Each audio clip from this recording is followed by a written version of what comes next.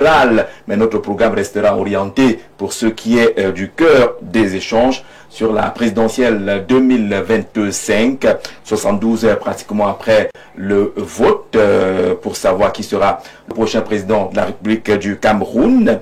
L'actualité au Cameroun est dominée justement par cet ensemble de débats et ces batailles sur les chiffres. C'est vrai ou faux soulèvement et arrestation à annoncer ça et là, mais notre programme va davantage s'atteler à proposer les pistes pour une attente des résultats dans la sérénité. Comment garantir la sérénité dans l'attente des résultats de cette élection présidentielle? Nos invités nous en diront plus là-dessus. Ils sont déjà pour la plupart installés. On aura, et on commence par lui, le patriarche fondamentaliste upéciste. C'est une mémoire vivante de l'histoire de la lutte pour les indépendances de notre pays, le patriarche Mbakiem qui nous a retrouvés. Bonsoir, patriarche. Bonsoir, mon petit. Je suis venu parce que vous m'avez appelé pour essayer de répondre à des situations que nous avons actuellement. Vous êtes très recherché, hein? On a eu beaucoup d'appels après votre dernier passage ici, venant même à l'international, parce que l'histoire de l'UPC, l'histoire des nationalistes que vous avez raconté ici a accroché beaucoup, qui ont compris que peut-être qu'on ne maîtrise pas toujours bien l'histoire du Cameroun. Oui, évidemment. Moi, je connais le Cameroun. En dehors même de l'histoire du Cameroun, même jusqu'à présent, j'ai eu à voir beaucoup de choses et à entendre, à suivre. Étant déjà un homme, pas un petit. Étant déjà un homme. Un homme. D'accord. Bon. Et politiquement, au sein de l'UPC, je vous ai dit que c'est moi le politique le plus élevé. Et pas moi au Cameroun.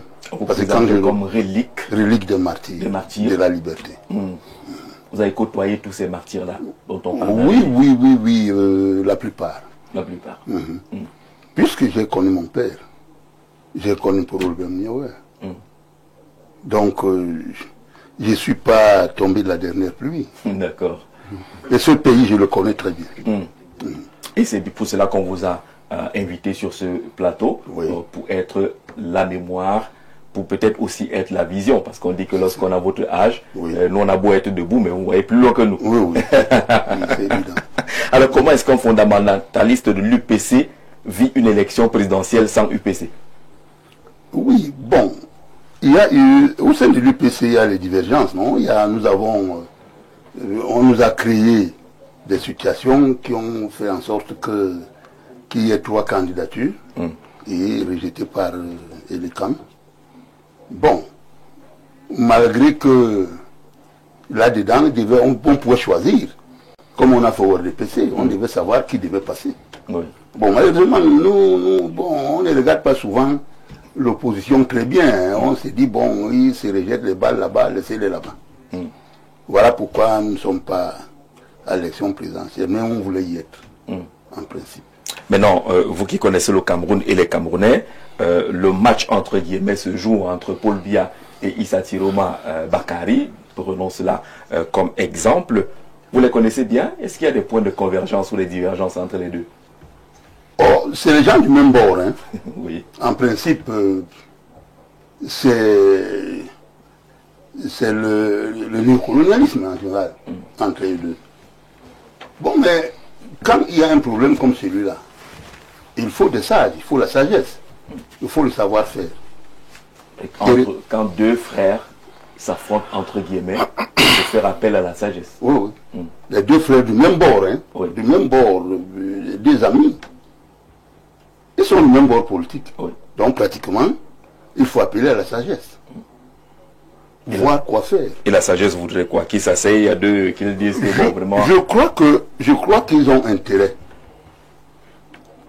à s'asseoir et à désigner quelques personnes de chaque côté de la rivière, des deux là. De côté de la rivière, c'est-à-dire Saturoma et Paul Biya. Ils peuvent aussi associer les personnes ressources, c'est-à-dire les politiques de grand chemin.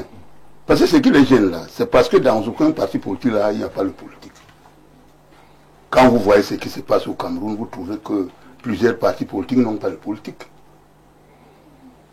Puisque quand par exemple Issa Tiroma fait les discours présidentiels, c'est parce qu'il n'a pas de politique à côté de lui, qui devait lui dire non, on ne fait pas ça. Laisse que le résultat tombe. Mais il s'entoure des gens qui leur disent bon. Quelques fanatiques. Oui, fais ceci, fais ceci. Même le président Biya a le même problème. Quand vous voyez ce qu'Atangandji fait, c'est pour discréditer le régime. C'est pas pour le faire avancer. Moi, politique que je suis, quand je suis ces malversations-là, je me dis exactement, est-ce que le régime actuel comprend ce que le monsieur est en train de faire? Il est en train de détruire le président de la République et son parti. Et c'est ce que nous vivons aujourd'hui. Mais il n'y a personne là-bas pour leur dire que l'homme là, c'est mauvais. Il ne nous aide pas. Quand il nomme les responsables de partis politiques, même si quelqu'un là-dedans avait un peu d'attachement au président de la République, il va dire, mais quels sont ces gens-là? Il va reculer. Ils sont beaucoup comme ça. Donc partout là-bas, il n'y a pas de politique. C'est pourquoi parfois il y a des dérapages. Vous considérez la sortie de Issa Tiroma comme un dérapage? Oui, parce qu'il n'y a pas... il n'avait pas quelqu'un pour lui dire non. Ce n'est pas en sortant comme ça qu'on va dire que tu as gagné. C'est les chiffres qui gagnent. Il faut attendre qu'on donne les résultats. Si moi j'étais à ses côtés, j'allais dire non, laisse ça à Gaillard. Arrête ça, on ne fait pas ça. D'accord. Merci beaucoup, Patriarche Mbakiem, fondamentaliste de l'UPC, d'être sur ce plateau. On va présenter également Eugène Toundé. Il est un juriste, il est un homme politique, il est un conseiller municipal, il est du Rassemblement démocratique du peuple camerounais. On a tout dit, Eugène. Bonsoir et bienvenue. Bonsoir Jean-Jacques. Tout le plaisir de retrouver ce plateau après de longues semaines de campagne dans l'arrière-pays. Il fallait un peu s'éloigner des plateaux pour faire la politique de proximité. Et nous pensons que ce sujet qui est posé sur la table est d'une certaine importance parce qu'effectivement, il y a des velléités, des désordres, des prétentions démesurées qui méritent que des émissions comme celle-ci contribuent à inviter les Camerounais à la sérénité.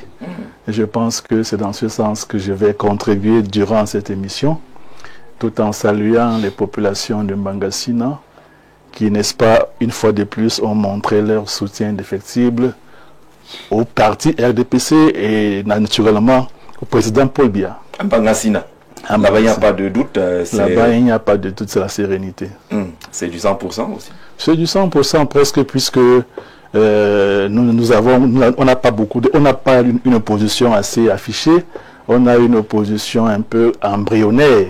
Ou alors, c'est même des jeunes qui essayent d'être à l'écoute de l'actualité, qui, n'est-ce pas, se démerdent sans soutien des leaders politiques à faire exister. Naturellement, j'évoquerai l'UNDP, parce que l'Omba-Mekim est une terre de transhumance. Il y a beaucoup de populations du Nord qui vivent dans l'Omba-Mekim et beaucoup de populations également du Nord-Ouest et à travers l'exploitation des carrières de sable, ce qui fait que sans qu'ils soient formellement structurés en parti politique, on retrouve quand même des militants qui se revendiquent de l'UNDP et même du PCRNC.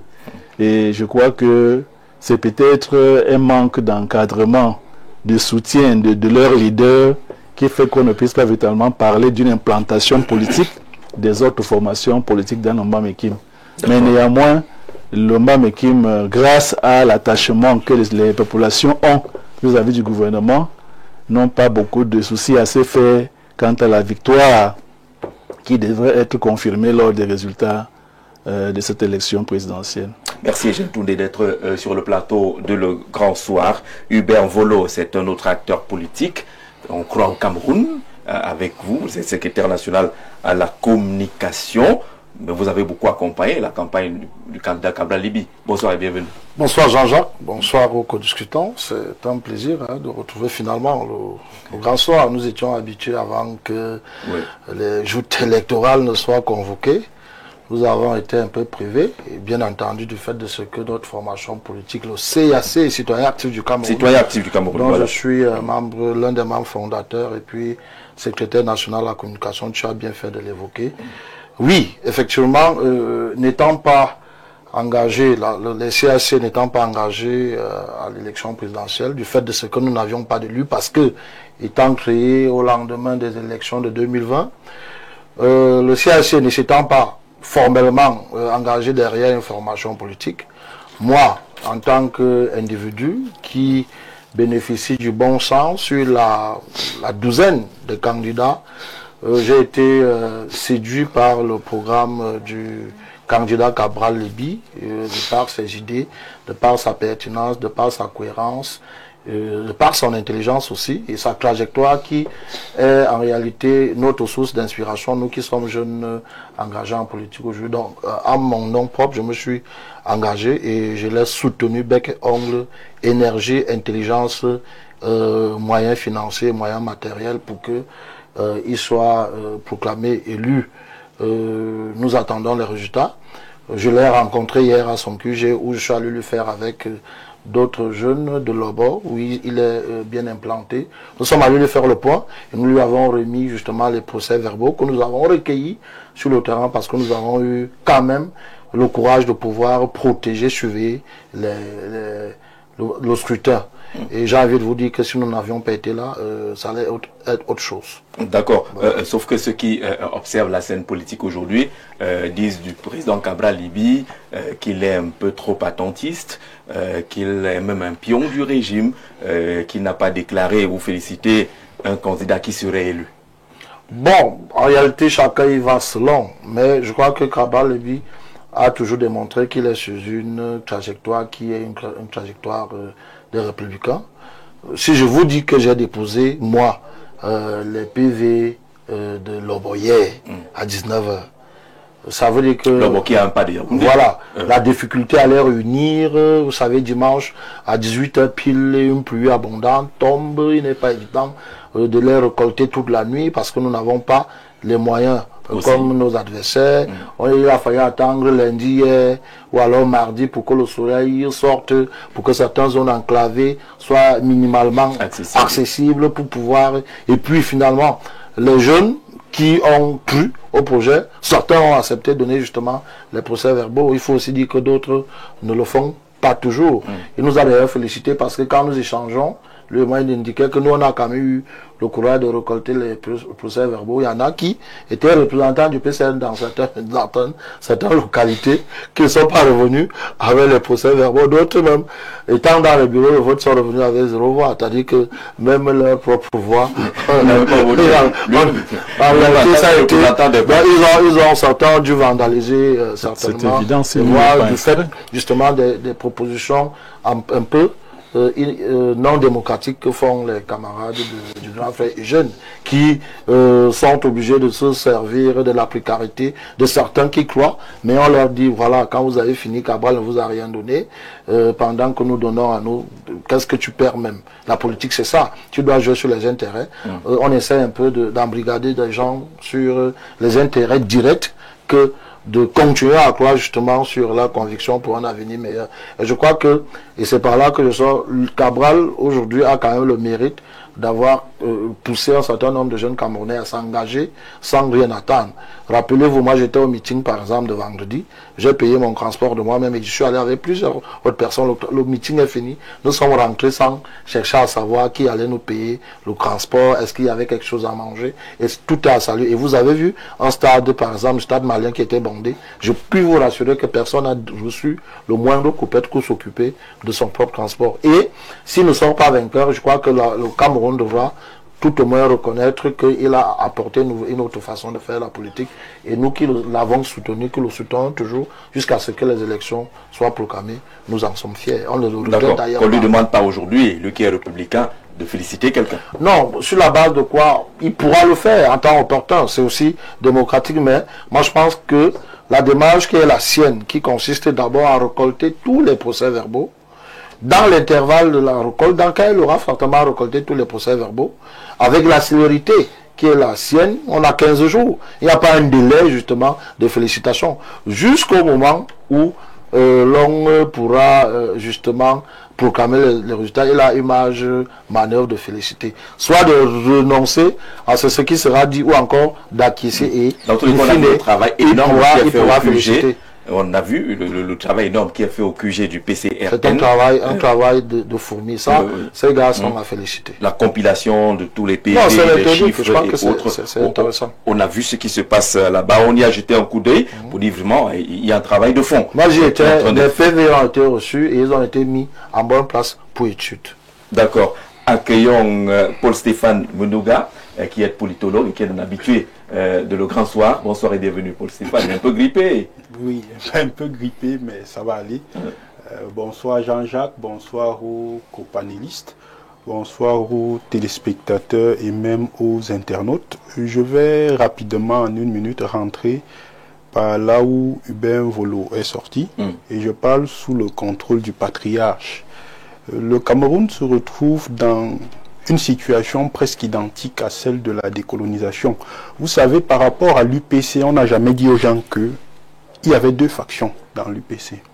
Une faction qui voulait le conflit et une faction qui n'a jamais accepté le conflit. Et Oumniobé fait partie de ceux qui pensaient qu'on pouvait avoir l'indépendance sans faire la guerre. Oui. Et je pense que ce serait peut-être dans cette logique que Cabral s'inscrit, une logique républicaine qui pense que on peut renverser un régime sans l'attaquer de façon frontale. Parce que c'était ça la philosophie de Ruben Oumniobé. Pourtant, les commandants qui s'en battent, eux, ils pensaient qu'on doit faire la guerre. Et je pense aujourd'hui que la personne qui avait raison, c'était Ruben Oumniobé, parce que ils ont fait la guerre et on connaît tous la suite. Je pense que s'ils avaient suivi le plan de Ruben Oumniobé, peut-être que le Cameroun ne serait pas tombé entre les mains des ouzulatistes. C'était important de le préciser. D'accord, Paul-Stéphane, au lendemain du scrutin présidentiel, on a été là avant, et puis on se retrouve après. Le vote a eu lieu. Au lendemain du vote, quel est le sentiment que vous avez? Le sentiment que j'ai aujourd'hui, et je pense que ça doit être un sentiment, ça doit être le sentiment de presque tous les Camerounais, c'est que les institutions camerounaises ont perdu en termes de crédibilité. C'est ça le véritable problème. Quand vous faites une analyse, et le patriarche l'a relevé subtilement, vous savez...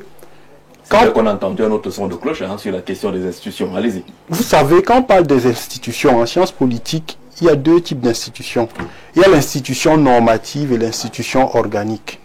Quand on questionne les institutions organiques qui sont chargées justement d'encadrer, ou alors toutes les institutions qui interviennent dans le processus électoral au Cameroun, prenons le cas du ministère de l'administration territoriale. Moi, je ne veux pas faire une fixation sur un individu. C'est pour ça que je parle de ministère. Vous allez vous rendre compte que le passif de ce ministère ne l'aide pas. Comment dans un pays où il y a une loi, ou des lois qui encadrent le fonctionnement des partis politiques, on fait pour avoir 3 factions à l'UPC? Ça veut dire que le ministère là ne fait pas son travail.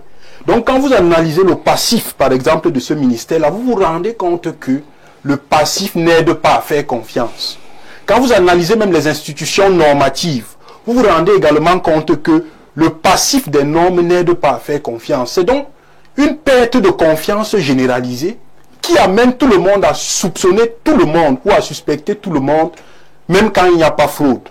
On se retrouve donc dans ce climat de peur où chaque personne ne fait confiance à personne. Prenons par exemple l'un des articles, parce qu'on parle des institutions, qui fait problème aujourd'hui. On vous dit que c'est le PV-Délécam qui fait foi. C'est ce qu'on vous dit dans le code électoral. C'est ce que le code électoral dit. C'est ça que je dis, effectivement. On aurait pu régler ça autrement. Parce que il faut savoir que les lois sont en réalité le socle de la stabilité d'un pays. Quand vous dites que c'est le PV-Délécam qui fait foi, en réalité, ça crée des suspicions. Ça amène les gens à penser que le PV pourrait être falsifié. Or, comment on aurait pu résoudre ça? Parce que les moyens ne manquent pas, la peine n'a pas de prix, elle a un coût. Le Conseil constitutionnel aurait pu résoudre ça comment? En envoyant chaque membre, le Conseil constitutionnel aurait dû installer un membre dans chaque bureau de vote qui aurait signé sur le PV, que ça aurait résolu le problème. Ça veut dire tous les PV de Lobo. Parce que le Conseil constitutionnel aurait pu recruter... 11, hein. Oui, ils auraient pu recruter des bénévoles Les gens le font, oui, les gens le font. Qui ne sont pas au-dessus également des soupçons. Je dis pour régler cette question. Ce qui m'est venu. Je dis pour régler cette question, les moyens ne manquent pas pour recruter les bénévoles s'il faut qu'on les recrute pour la paix.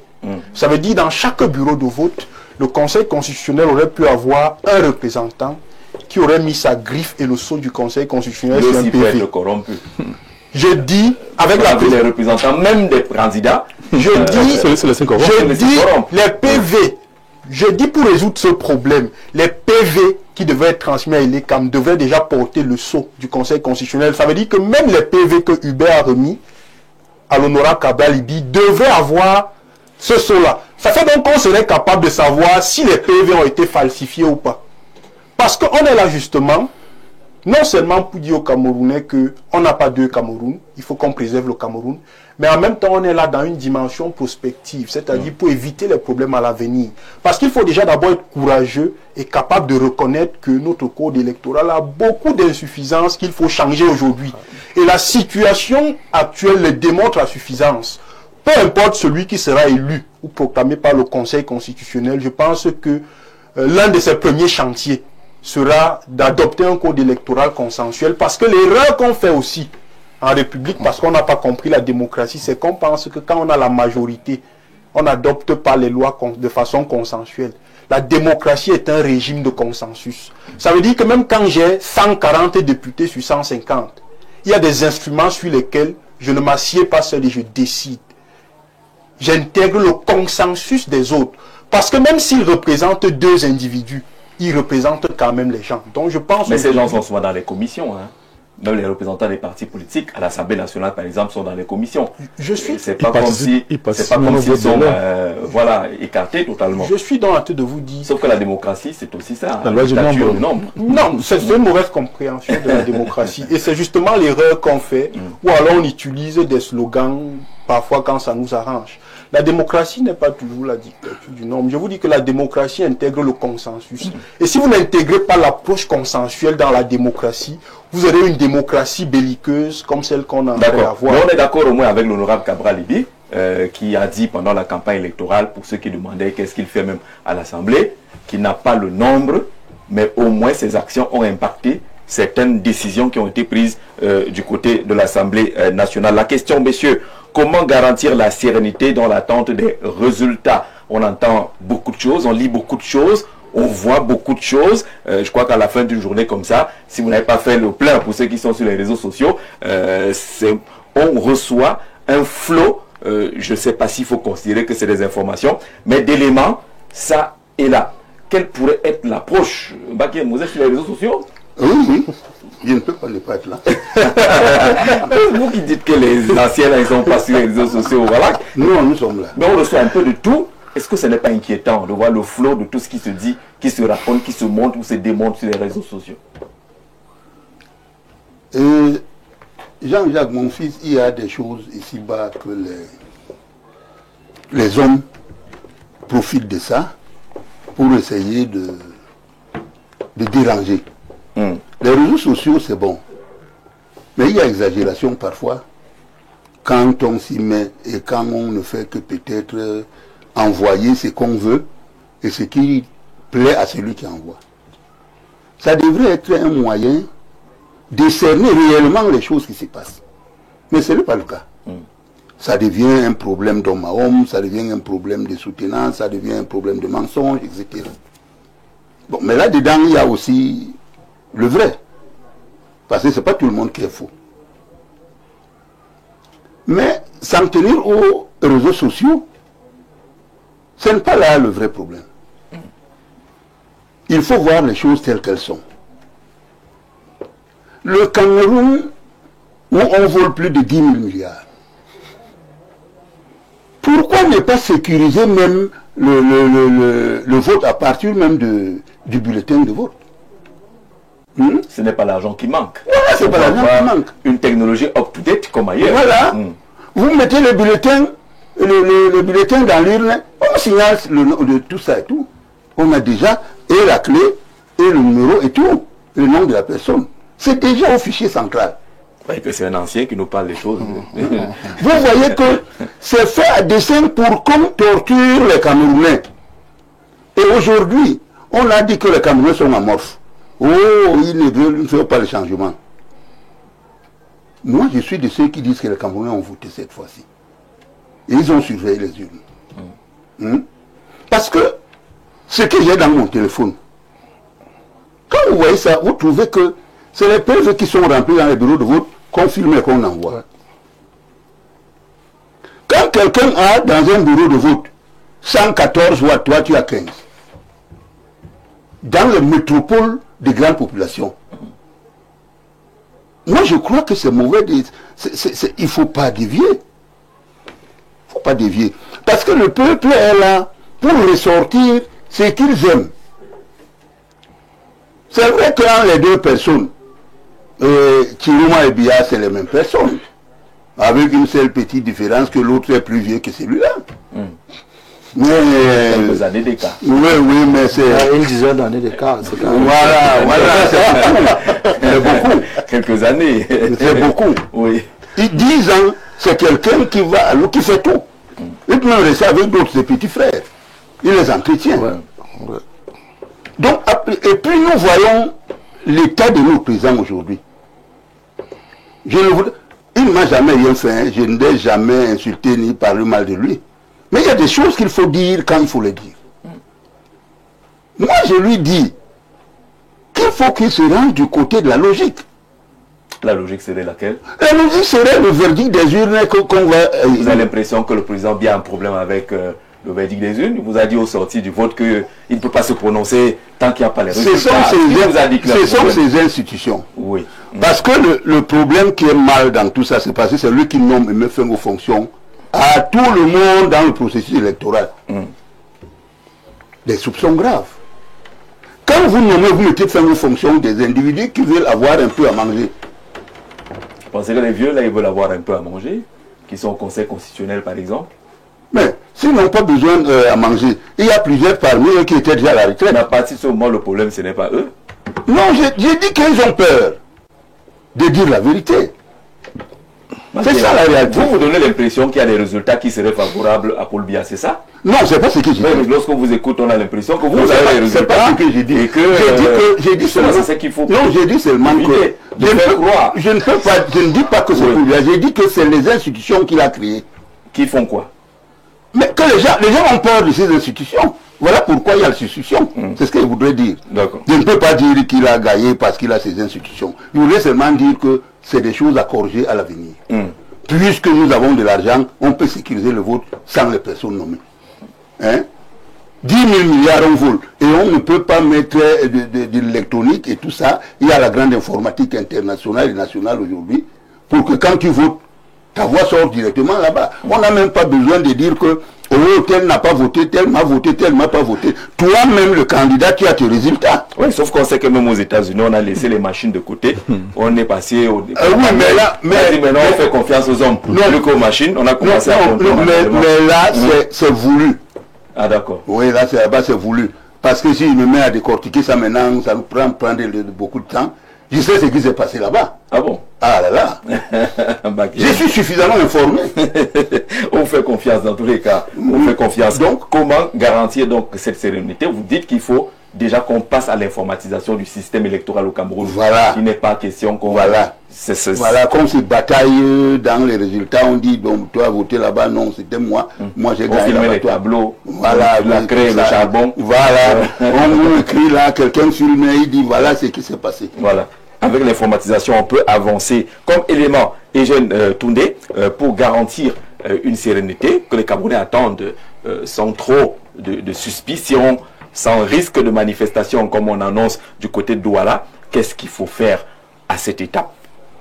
Jean-Jacques, moi j'aimerais d'abord dire que pour rester serein, il faut simplement faire confiance aux institutions. Et en attendant de voir s'il faudra plus tard rendre notre système informatisé, il faut déjà dire que la procédure actuelle comporte un bon nombre de garanties. Parce que pour avoir été présent dans un bureau de vote, pour avoir représenté l'administration dans un bureau de vote, j'ai pu me rendre compte de l'importance de la présence des partis politiques dans un bureau de vote. Le bureau de vote où j'ai été présent, seul le PCRN était représenté avec le RDPC. Et je peux vous garantir que les agents et l'ECAM, qui ne sont pas forcément des fonctionnaires de l'ECAM, c'est des citoyens camerounais recrutés pour la cause, n'avaient pas pour intention devant ces représentants des partis politiques et d'administration de privilégier qui que ce soit. D'ailleurs, chacun avait droit à un PV à la fin des résultats. Et je crois que si chaque parti politique est en possession de son PV, que l'ECAM ne peut pas lui refuser, il est de bon ton qu'à la fin du processus, que sur la base des PV, que chacun est rentré avec son exemplaire, qu'on puisse, n'est-ce pas, se prononcer de manière favorable. Donc, les résultats proclamés par anticipation ne sont qu'une voie de distraction qui peut, n'est-ce pas, justement créer un manque de sérénité. Je pense qu'il est tellement nécessaire que les Camerounais se conforment à l'argumentation qui voudrait que, après le vote, que les PV soient comptabilisés à la fois au niveau de l'ECAM, au niveau d'administration et au sein des partis politiques. Ce qui fait peser la menace n'est pas tellement que le candidat Paul Biya ait peur de perdre l'élection, c'est le fait que quelqu'un qui n'est pas encore en possession la totalité des résultats se proclame gagnant. Or, il n'a même pas été représenté dans les bureaux de vote, donc n'est même pas en possession du PV. Je vous assure que je préfère parler de ce que je connais. Dans mon arrondissement, seul le PCRN et le SDF ont été présents dans quelques bureaux de vote. Comment comprendre donc que, en l'absence des PV qui sont, n'est-ce pas, remis légalement à chaque membre du bureau de vote, vous vous déclarez candidat? C'est ce genre de comportement qui peuvent amener à un manque de sérénité. Et tel que le vote se passe en présence des représentants, peut-être que cela arrive ailleurs où les gens sont trop zélés, mais dans le cas que moi j'ai vécu, seulement l'arrivée du PCRN a suffi pour que chacun reste dans son coin et ça juste pour voir s'il est mal assis ou pas. Et je pense que c'est la raison pour laquelle on a souvent dit que c'est d'abord la présence des partis dans les bureaux de vote qui est la première sécurité pour garantir le bon scrutin. Et j'ai vu sur le terrain où un ronflement soupçonné d'être le véhicule du sous-préfet, tout le monde se mettait à... Je m'assure qu'il y avait une telle crainte de pouvoir être en marge de la loi que si vraiment ces partis politiques, au lieu de faire des déclarations dans des incendiaires, s'étaient arrangés à être présents partout, on serait beaucoup plus serein. Pour moi donc, la sérénité, c'est le respect des institutions qui voudraient que, au plus tard dans les 2 semaines, que l'ECAM, sur la base de ces PV, nous donne des résultats et que les partis politiques puissent donc contester sur la base des PV qu'eux aussi ont et que ce soit des PV authentiques puisque tous les représentants des organisations ont signé les PV, peut donc reconnaître si oui ou non. Sinon on aura la question la plus célèbre de Clément Atangana. Où sont les PV? Les PV. Avez-vous les PV? Oui. Vous courez, vous battez. C'est vraiment trivial. D'accord, d'accord. Vous parlez donc du respect des institutions, mais Mbakiem l'a souligné, beaucoup d'autres l'ont souligné, il y a comme une suspicion qu'on ne réussit pas à effacer, qui pèse sur ces différentes institutions. On veut bien les respecter, semble-t-il certains, mais le mode de nomination, le fonctionnement installe une sorte de suspicion. Est-ce que le Camerounais ne peut pas aller au-delà parce qu'on ne va pas aller chercher les gens au ciel aussi? Non, mais Jean-Jacques, il faut clairement dire que la suspicion doit demeurer parce que le débat, même sur la crédibilité de ces institutions, lui précède l'élection. Vous savez que le débat sur le code électoral, c'est un vieux débat. Les partis politiques, d'ailleurs, se sont réunis 10. Et je crois que là, ils ont fait 2018. Pour parler justement de ce code électoral. Le docteur Hilaire Kamga a écrit tout un ouvrage, Les 100 péchés du code électoral. L'idée était qu'avant l'élection, qu'une ou deux choses soient admises. Madame Damjoël a rappelé au président le régime directement. Voilà, et le président a d'ailleurs, enfin, ce qu'on nous fait entendre, c'est que il n'était pas au courant et que désormais, comme il est au courant, il va se saisir du dossier. Je crois que la saisine du dossier est toujours mais l'élection est passée. Je voudrais dire à mon frère Paul Stéphane que au vu des deux, de toute façon, vous avez évoqué deux candidats qui sont certainement à coude.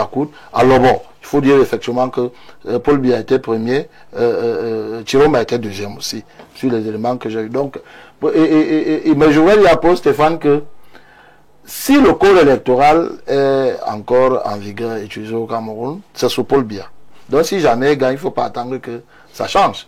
Il faut peut-être espérer ça que peut ça être un change. héritage aussi. Hein. Il peut décider qu'avant de partir, il modifie aussi. Non, le président Biya est quelqu'un de cohérent. Parce qu'on le présente aussi comme quelqu'un de la transition. Le président Biya est quelqu'un de cohérent. Quand il prend une posture, Oui.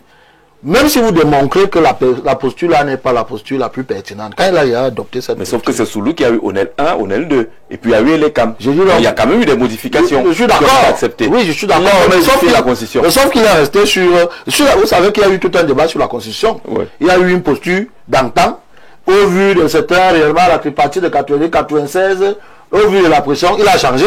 Mais dès qu'il a eu une occasion pour essayer de revenir sur les choses d'hier, il n'a pas hésité. Donc il ne faut pas attendre que si jamais c'est lui qui soit proclamé élu, que ça change. Là, le comportement du Conseil constitutionnel, quand, par exemple lors du contentieux préélectoral, vraiment, on n'a pas eu tous les éléments qui puissent convaincre l'opinion d'un certain nombre de décisions. Mais est-ce que les décisions visent à convaincre l'opinion Non, ou à dire l'autre? La justice. Parce qu'il ne faut pas également qu'on amène les gens à penser que les institutions agissent pour faire plaisir, pour qu'on applaudisse. Je suis pas la loi est dure. Je n'ai pas dit que la loi est tendre. Oui, mais s'il Je faut dis que la loi qu'on- est vraiment juste que quand on l'a dit, vous sentez la justice et la justesse. pas toujours. Hein. Bon, mais c'est la loi quand on la connaît. Il a vous fait mal au cœur. Il y a des gens qui ont été éventuellement éliminés dans cette...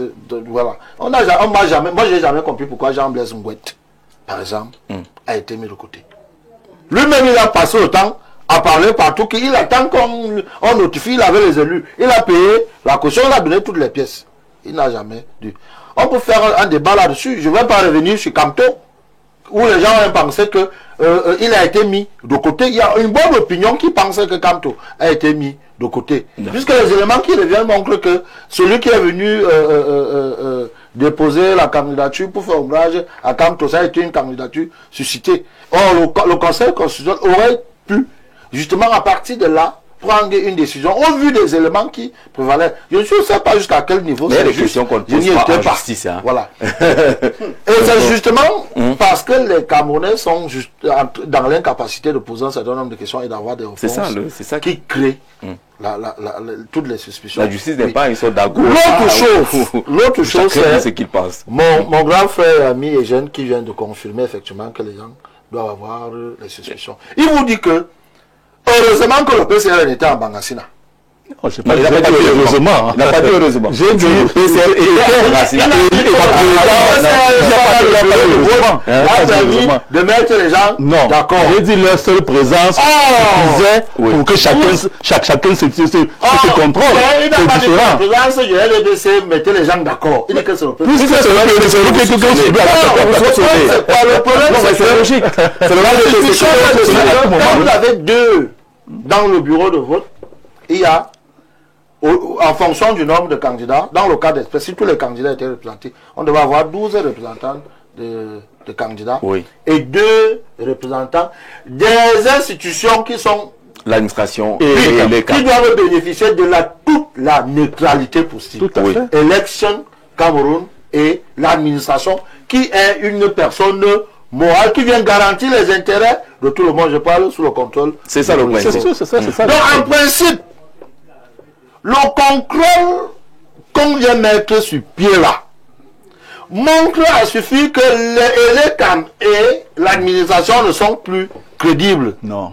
En tout cas, s'il n'y avait pas ce contrôle est prévu par la loi. La discussion est encore fort prévue. Je suis d'accord par la loi. Je suis d'accord. Mais moi j'interprète parce qu'en réalité, si vous avez quelqu'un qui garantit les intérêts, c'est le consensus dont parlait. Vous avez les intérêts, vous avez la présence d'une institution et d'une personne morale qui est l'administration, qui est supposée garantir les intérêts de tous les candidats. La surveillance, la problématique de la surveillance ne se pose plus. Or, on en est là. Et donc, même dans la composition même du corps électoral, l'on a pensé aux suspicions. C'est pour ça qu'on a voulu que les représentants soient. Les suspicions sont universelles. Je réponds à votre question pour dire que les suspicions sont de l'ordre de l'humain. Plutôt que quand un certain nombre de pratiques ne sont pas forcément les meilleures. Clément Chris Guy Bartol, bonsoir et bienvenue, Monsieur le Président. Bonsoir, Monsieur Zé. Bonsoir à vos millions de téléspectateurs dans le monde. Bonsoir à mes co-discutants.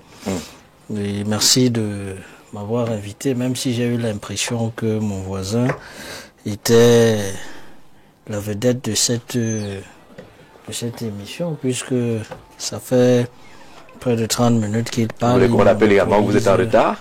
Il monopolise la... D'accord. Monsieur le Président, vous êtes d'abord en retard. Vous savez, un président n'est jamais en retard, il est en Ah, l'Afrique. Pas... La ponctualité, c'est la politesse de loi. Vous savez comment vous savez comment si vous voulez m'exposer à mon dos visuel... Non, on vous a pas exposé. On a juste donné l'information. C'est juste l'information exacte.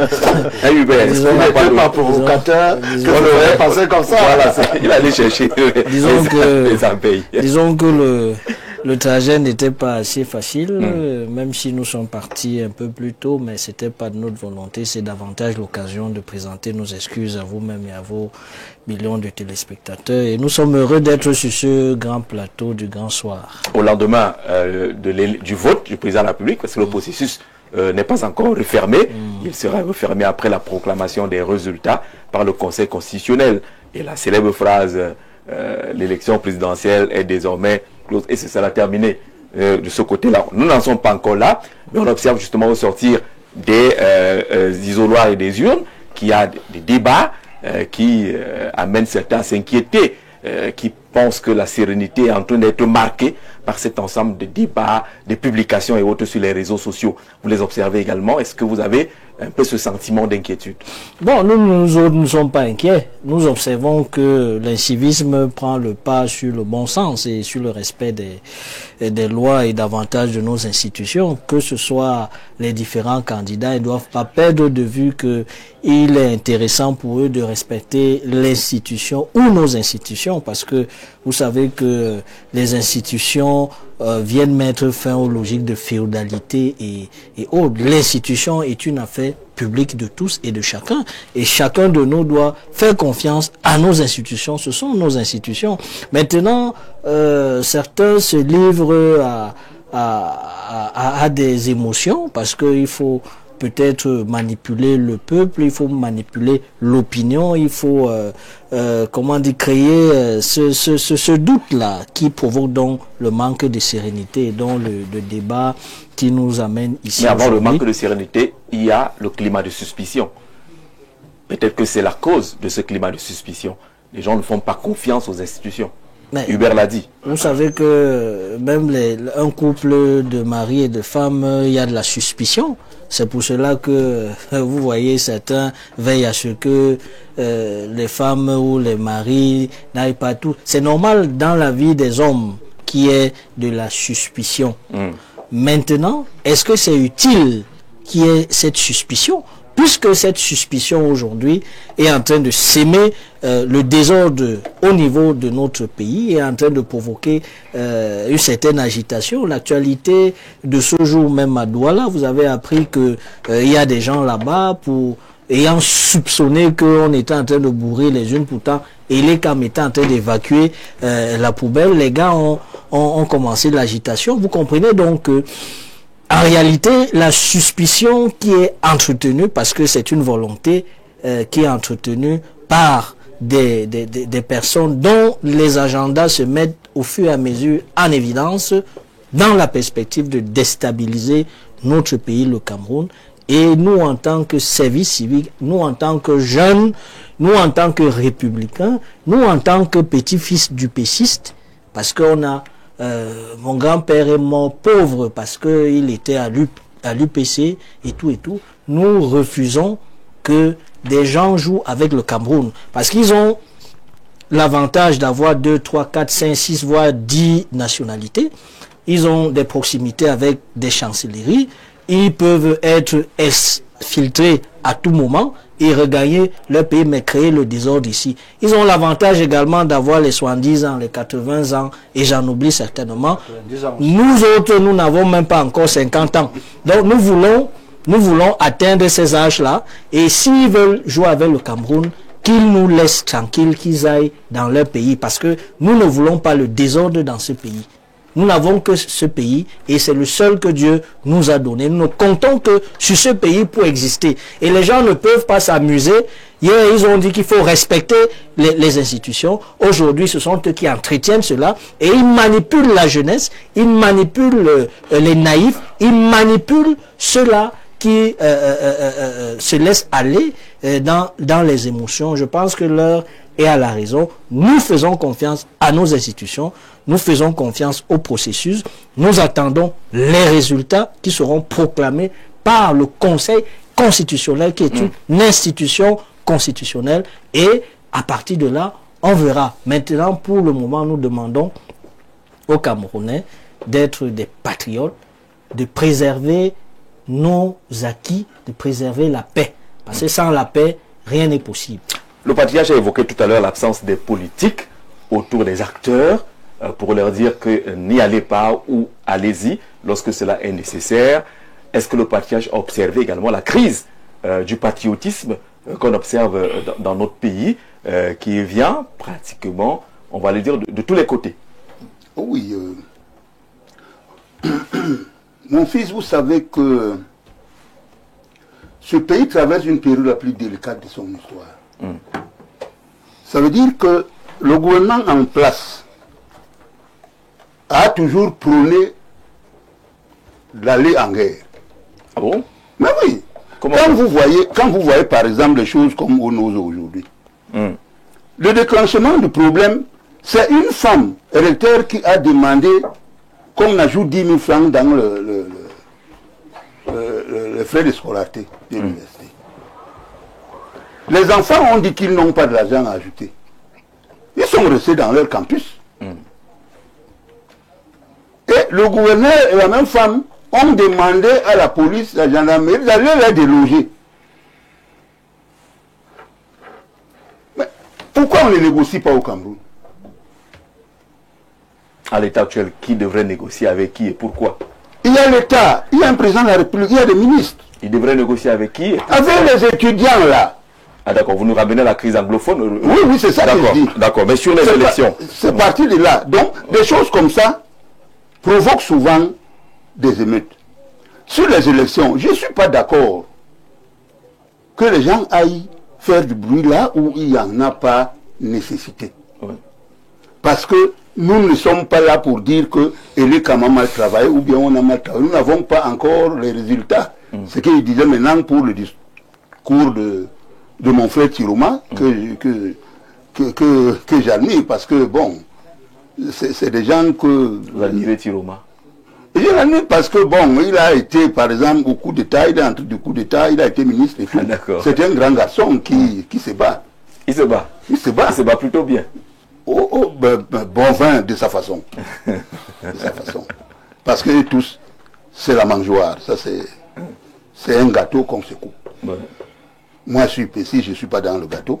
Ça ne m'intéresse même pas. Parce que c'est au prix du sang que ce pays est là aujourd'hui. Et mon père, moi, j'ai coulé de mon sang là-dedans. D'accord. Donc, quand et sur ces élections, vous êtes en train de convoquer le dialogue, par exemple? Et effectivement, il faut un dialogue. Parce que là où ça va là, s'il y a sans dialogue, il y aura crash. Et moi, mon rôle, en tant qu'IPCiste pur sang, je ne voudrais pas que d'autres personnes meurent encore au Cameroun parce qu'il y a les discussions pour le gâteau national. Parce que ça, quand ça va commencer là, ça c'est la discussion des bouts de pain, hein. C'est pas pour la République. Et là, dommage pour le peuple. Hein. Voilà. Les gens discutent leur bout de pain et le peuple en pâtit. Moi, je ne suis pas d'accord. Que les gens comme Atianganji de l'administration qu'ils restent tranquilles, qu'ils laissent faire. s'il y a des bruits quelque part, on peut envoyer des gens pour arranger. Pour leur dire non, ne faites pas ça. Et moi, j'ai dit à mes enfants, dans ce plateau, ils me voient, n'allez pas faire du bruit. Attendez les résultats qui vont aller jusqu'au Conseil constitutionnel. Là, on aura le temps de prouver que c'est elle qui a gagné si, par exemple, il y a des tripatouillages avec les PV que nous avons. Mais je réitère que le Cameroun doit faire un processus électoral crédible et vraiment égal pour tous. Les urnes doivent être non seulement transparentes, mais électroniques. Et le vote, c'est dit, une fois qu'on jette l'enveloppe, ou on jette le bulletin dans l'urne. C'est déjà compté. C'est déjà compté. Le candidat, c'est que j'ai déjà une voix. Pas besoin de venir à les lampes. Non, pas les lampes tempêtes et tout. Les caisses là. Même les urnes. On peut les amener même au fond des forêts. C'est des petits trucs, on fait des petits trucs, on amène là-bas même à pied. Mais connecté à l'international, le national. C'est ça la vraie réalité pour le Cameroun. D'accord. Et vous insistez là-dessus. Bonsoir au roi de la modération et au panel.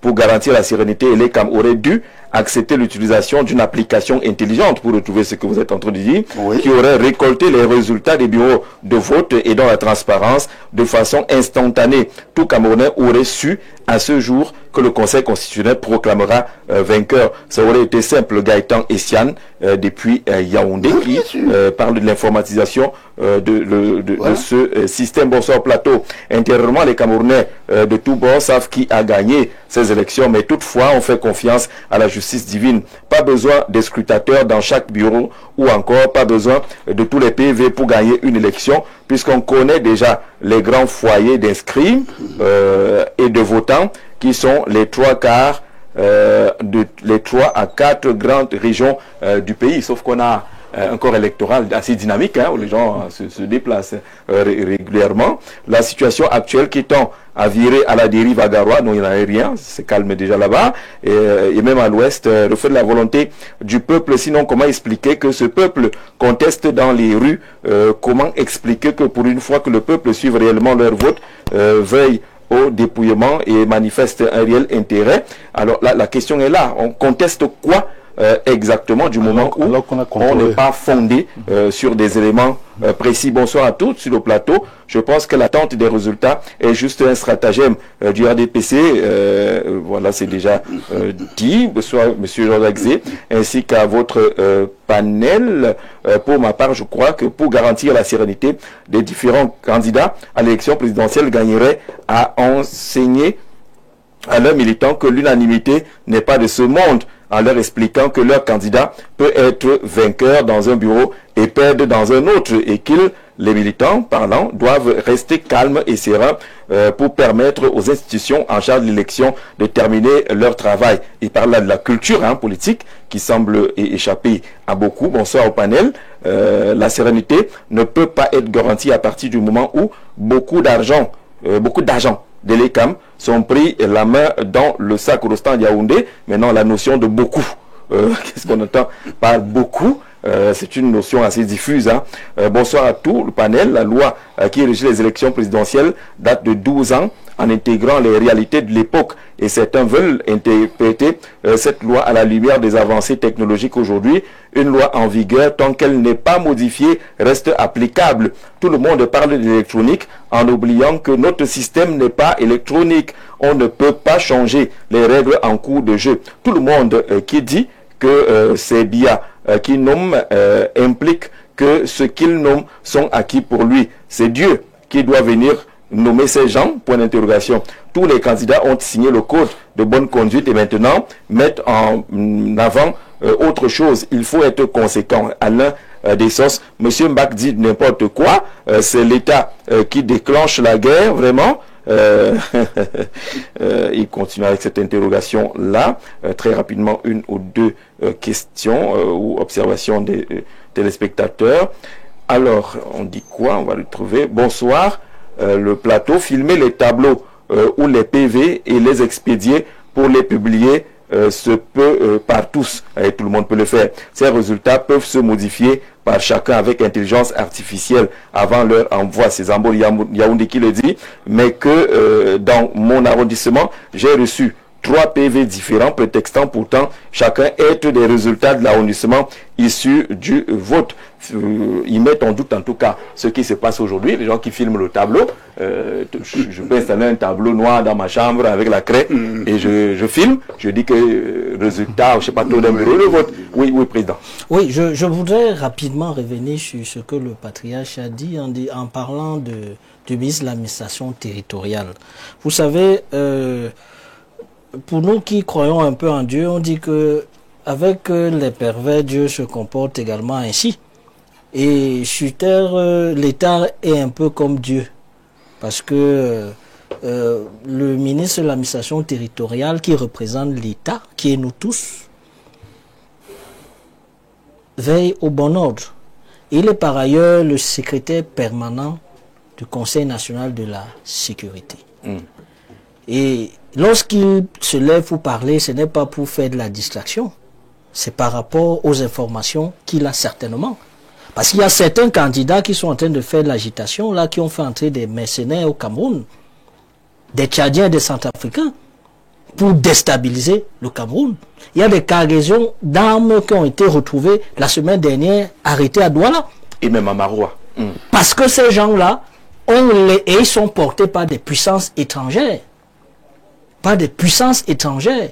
Donc, lorsque le ministre de l'administration territoriale se lève avec patriotisme et engagement pour défendre le Cameroun, chacun de nous devrait à un moment donné être objectif.